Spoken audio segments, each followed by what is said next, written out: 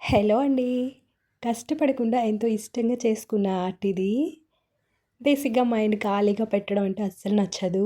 ఏదో ఒక పని చెప్తూ ఉండాలి. సో, అలా ట్రై చేసిన ఆర్టే ఇది. ఇంత అందంగా టర్న్ ఔట్ అవుతుందని అస్సలు ఎక్స్‌పెక్ట్ చేయలేదు. ఇలా టచ్ చేస్తుంటే ఆ ఫీల్ తెలుస్తుంది అసలు. ఆ స్ట్రెచర్ అది చూడండి ఎంత అందంగా వచ్చిందో.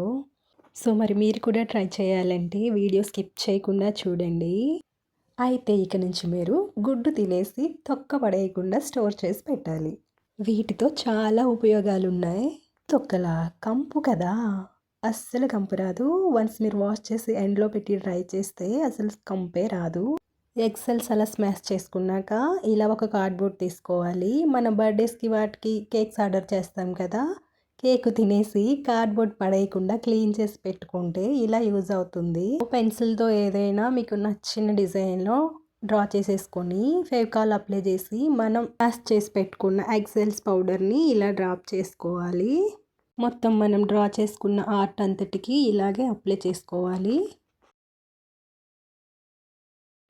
అంతా ఇలా కంప్లీట్ అయిపోయాక చిన్న గ్లాస్‌లో కొద్దిగా వాటర్ తీసుకొని కొంచెం ఫెవికాల్ యాడ్ చేసి ఇలా కలుపుకొని ఒక్కసారి కార్డ్‌బోర్డ్ ఇలా ఉంచితే ఎక్సెస్ ఉన్న సెల్స్ అంతా కింద రాలిపోతుంది.